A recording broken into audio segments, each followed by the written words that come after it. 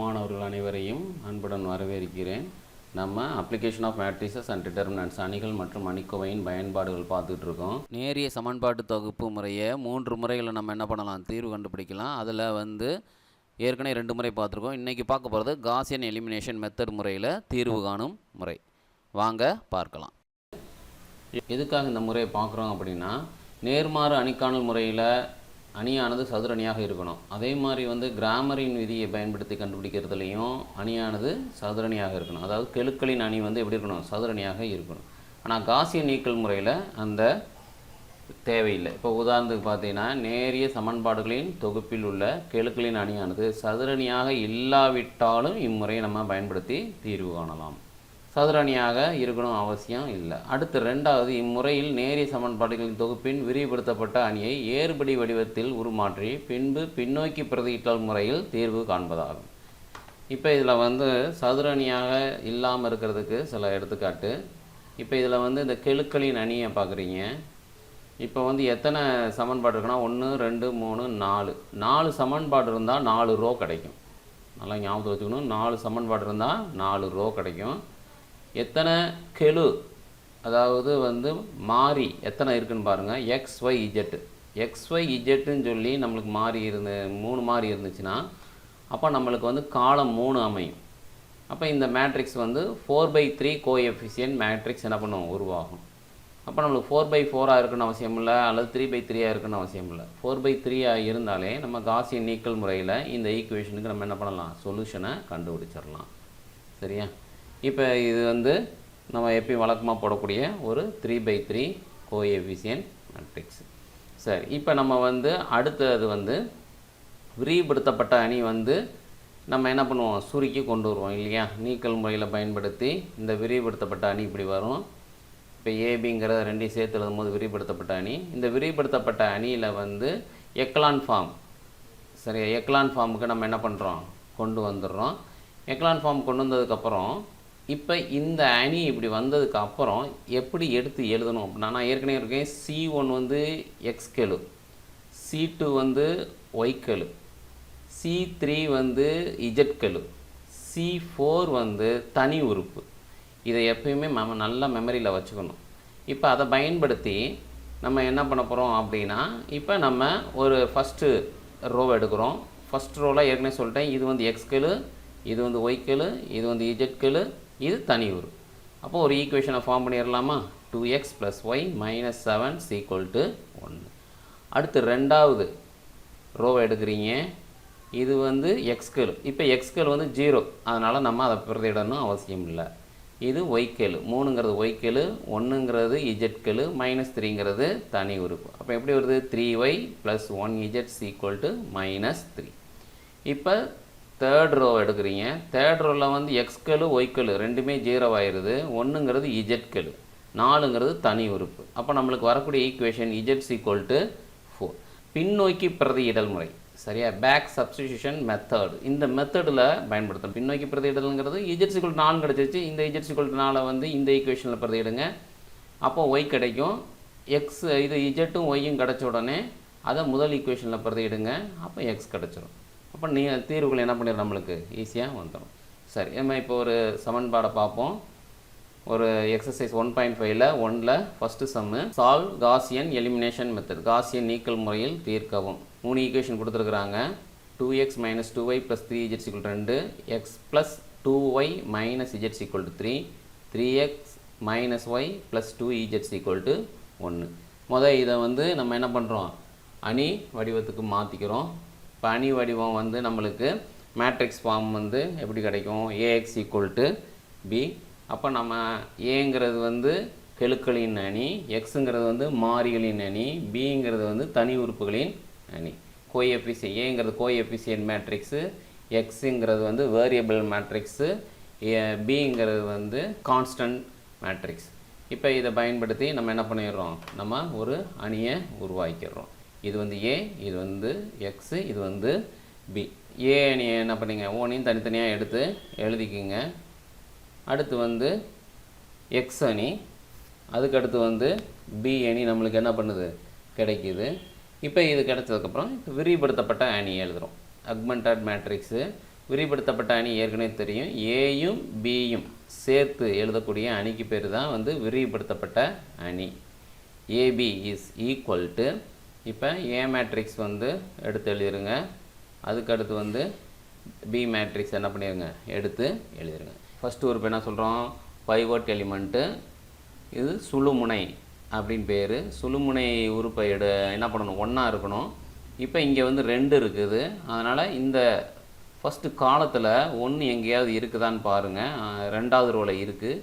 அப்போ இது 2 என்ன பண்ணிடலாம், நம்ம இடம் மாற்றி ஃபஸ்ட்டு ஸ்டெப்பை நம்ம உருவாக்கிடலாம். என்ன கிடைக்கிது, மாறாததை ஃபஸ்ட்டு எழுதிக்கணும். 3 - 1 2 1. இது வந்து என்ன பண்ணாது, மாறாது. நம்ம 2ஐயும் மாற்ற போகிறது R1 சேஞ்சஸ் R2. அதுலேயும் 2 என்ன பண்ணிக்கோங்க, இடம் மாற்றிக்கங்க. இது வந்து ஃபஸ்ட்டு மேட்ரிக்ஸாக நம்மளுக்கு என்ன பண்ணுது, கிடைக்கிது. இப்போ 1 மேலே வந்தோடனே நான் ஏற்கனவே உங்களுக்கு தெளிவாக சொல்லியிருக்கேன், இந்த 1க்கு கீழே இருக்கக்கூடிய இந்த 2 உறுப்புகளையும் 0ஆக மாற்றணும். ஒரு சிஸ்டமேட்டிக் என்ன பண்ணிங்க, ஃபாலோ பண்ணிக்கோங்க. இந்த விஷயங்களை வந்து மெமரியில் வச்சுக்கணும். ஏன்னா கணக்கை பொறுத்தவரை வந்து படித்ததை திருப்பி பார்க்கணும், ஃபார்முலாஸை மெமரியில் வச்சுக்கணும், மெத்தடை வந்து மெமரியில் வச்சுக்கிட்டு அதை ஃபாலோ பண்ணணும். மேக்ஸிமம் பார்த்தீங்கன்னா எல்லா கணக்குகளுக்குமே இந்த காஷியன் மெத்தடில் இதே சேம் மெத்தடை ஃபாலோ பண்ணலாம். 1 மையமாக வச்சு அதுக்கு கீழே இருக்க 2ஐயும் 3ஐயும் 0 ஆக்கணும். இப்போ ஃபஸ்ட் நான் என்ன பண்ண போகிறேன், இந்த 1 வச்சு கீழே இருக்க 2 உறுப்புகளையும் 0 ஆக்க போகிறேன். அதாவது R2 R3யில் இருக்கக்கூடிய முதல் உறுப்புகளை 0ஆக மாற்றணும். அப்போ அதுக்குரிய சேஞ்சஸ் என்னென்னு பாருங்கள். R2 implies R2 - 2R1. ஏன்னா இங்கே 2 இருக்கிறதுனால இது 2ஆல் பெருக்குங்க. அடுத்து R3 வந்து எப்படி சேஞ்சஸ் ஆன்னு பாருங்கள்.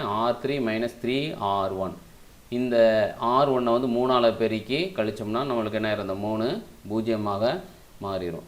அதுக்கப்புறம் நான் எப்பயுமே சொல்லியிருக்கேன், இப்போ நம்மளுக்கு சேஞ்சஸ் ஆகக்கூடியது எந்தெந்த R2 R3 தான் சேஞ்சஸ் ஆக போகுது, R1 சேஞ்சஸ் இல்லை. அதனால் அந்த R1 என்ன பண்ணிடுங்க, அப்படியே எடுத்து எழுதிடுங்க. 1 2 - 1 3. இப்போ மாற்றங்களை கண்டுபிடிக்க போகிறோம். மாற்றங்களுக்கு ஏற்கனவே சொல்லியிருக்கேன், சைடில் என்ன பண்ணுங்க, செஞ்சு காட்டுகிறேன். R2 implies 2 - 2 3 2. இந்த 2 - 2 3 2 என்ன பண்ணிடுங்க, அப்படியே எடுத்து எழுதுருங்க. அடுத்து வந்து 2R1. இந்த 2R1 போது 2ஆல் பெருக்கி நம்ம என்ன பண்ணணும், எழுதணும். அப்போ 2 4 - 2 6ன்னு கிடைக்கும். சரியா, R1 2ஆல் என்ன பண்ணுறோம், பெருக்கி எழுதுறோம். இப்போ இதுக்கு வந்து என்னது, R2 - 2R1. அப்போ வந்து நம்மளுக்கு மைனஸுங்கும் போது மைனஸ் ப்ளஸ்ஸு சைன் என்ன பண்ணுவோம், சேஞ்ச் ஆகும். இப்போ மைனஸ் மைனஸ் ப்ளஸ்ஸு மைனஸ். இப்போ இதை கழிக்கிறீங்க, சாதாரண கழித்தல் தான். அப்போ ஃபஸ்ட் ஒரு 0 -6 5 -4. இது வந்து புதிய R2. இதை புதிய R2 அப்படியே எடுத்து என்ன பண்ணுங்கள், உடனே எழுதிடணும். உடனே எழுதிட்டோம்னா நம்மளுக்கு குழப்பம் இருக்காது. இப்போ R3 எடுத்து எழுதுறீங்க. R3 வேல்யூ வந்து 3 - 1 2 1. R1 3ஆல் பெருக்கி என்ன பண்ண போகிறோம், எழுத போகிறோம். அப்போது நம்மளுக்கு 3R1 இம்ப்ளைஸ் 3 6 - 3 9. இது எல்லாத்தையும் 3ஆல் என்ன பண்ணணும், பெருக்கி எழுதணும். இப்போ நம்மளுக்கு R3 - 3R1. R3 - 3R1 மைனஸுங்கிறதுனால minus plus இதில் என்ன பண்ணுவோம், சேஞ்ச் ஆகும். Minus minus plus minus. இப்போ சாதாரண கழித்தல். அப்போ நம்மளுக்கு ஆன்சர் என்ன வருது, 0 -7 5 -8. இது புதிய R3. புதிய R3 என்ன பண்ணிடுங்க, எழுதிடுங்க. சரியா, இப்போ நம்மளுக்கு வந்து இப்போ ஏற்கனவே எடுத்துக்கொண்ட நோக்கத்தின்படி இந்த 1 வச்சு அதுக்கு கீழே இருக்க 2 என்ன பண்ணிட்டோம், 0ஆக மாறிட்டோம். இப்போ அடுத்து வந்து 2வது R2வில் வந்து முதல் பூஜ்ஜிய உறுப்பு என்னது, -6. அப்போ இந்த -6 வச்சு கீழே இருக்கிற -7 என்ன பண்ணணும், 0ஆக மாற்றணும். இந்த கணக்கை பொறுத்தவரை இந்த இடத்துல 1 இல்லை. சரி, வேறு எங்கேயும் இடமும் மாற்ற முடியாது, மாற்றவும் கூடாது. இப்போ இங்கே -6 இங்கே -7 இருக்கிறதுனால 2 இடமாற்றம். அதாவது என்னென்னா நம்ம இப்போ மல்டிப்ளை பண்ணுறது வந்து மேலே இருக்கிறத 7ஆலையும் கீழே இருக்கிறத 6ஆலையும் மாற்றி மல்டிப்ளிகேஷன் பண்ணும் பொழுது நம்மளுக்கு இதை 2 என்ன பண்ணிடலாம், ஈஸியாக கழிச்சிடலாம். எப்போவுமே வந்து ஒரே குறி இருந்தால் கழிக்கணும், வேறுபட்ட குறி இருந்தால் அப்படியே நேரடியாக என்ன பண்ணிடணும், கூட்டிடணும். அப்போ நம்மளுக்கு இங்கே ஏற்படக்கூடிய மாற்றம் வந்து R3 இம்ப்ளைஸ் 6R3 - 7R2. சரி, இப்போ நம்மளுக்கு வந்து 6R3 என்ன பண்ண போகிறோம், பார்க்க போகிறோம். பார்க்குறதுக்கு முன்னாடி வந்து நான் ஏற்கனவே சொல்லியிருக்கிறேன், எது மாறாது, இப்போ R1 மாறாது, R2 மாறாது, R3 மட்டும்தான் மாறப்போகுது. அதனால் அதை விட்டுட்டு மற்ற 2 ரோவை என்ன பண்ணிடுறேன், எடுத்து எழுதிடுறேன். இப்போ 6R3 அப்படிங்கும்போது 6ஆல் பெருக்கி நம்ம என்ன பண்ண போகிறோம், சுருக்க போகிறோம்.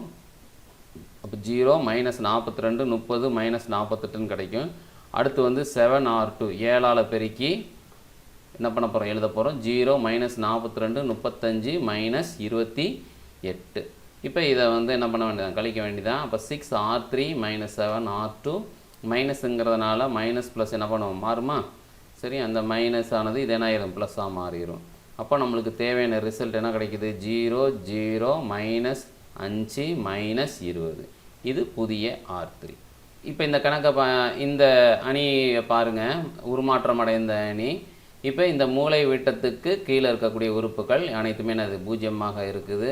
இன்னொன்று நம்மளுடைய கணக்கின்படி வந்து இந்த கீழே இருந்து தான் பார்க்கணும்னு சொல்லியிருக்கிறேன். இந்த முதல் பூஜ்ஜியமற்ற உறுப்பு -5க்கு மேலே இருக்கிறது வந்து நம்மளுக்கு என்ன பண்ணணும், லெஃப்ட் சைடில் அமையணும்.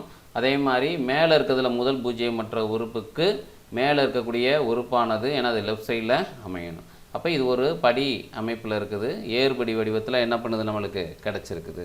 சரி, இப்போ ஏறுபடி வடிவத்தில் கிடச்சிருக்குது, அதெல்லாம் ஒன்றும் எழுதுன்னு அவசியம் இல்லை. இப்போ நம்ம என்ன பண்ணுறோம், இதை சமன்பாடாக மாற்ற போகிறோம். ஏற்கனவே சொன்ன மாதிரி C1 வந்து எக்ஸ்கெழு, C2 வந்து ஒய்கெழு, C3 வந்து இஜெட்கெழு. இது வந்து என்னது, தனி உறுப்பு.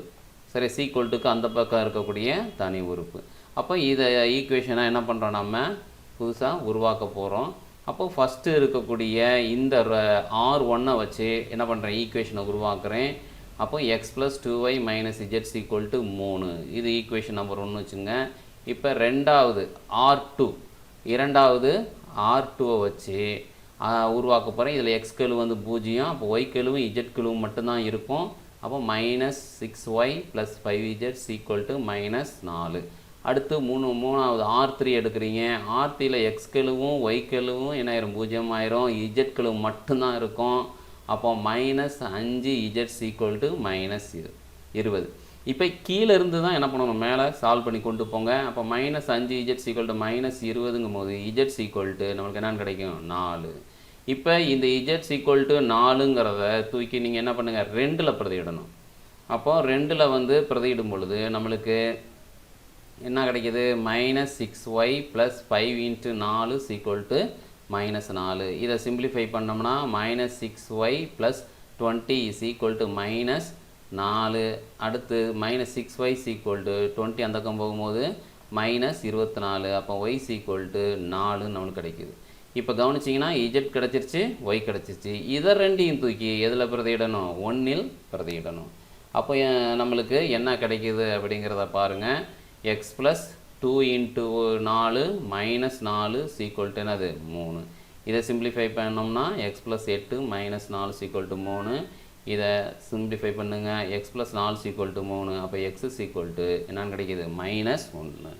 சரியா? இப்போ நம்மளுக்கு வந்து எல்லாமே தீர்வு கிடச்சிருச்சு. x தீர்வு கிடச்சிருச்சு, y கிடச்சிருச்சு, z கிடச்சிருச்சு. அப்போ தீர்வு கணம் வந்து நம்மளுக்கு -1 4 4 அப்படின்னு நம்மளுக்கு என்ன பண்ணுது, அமையுது.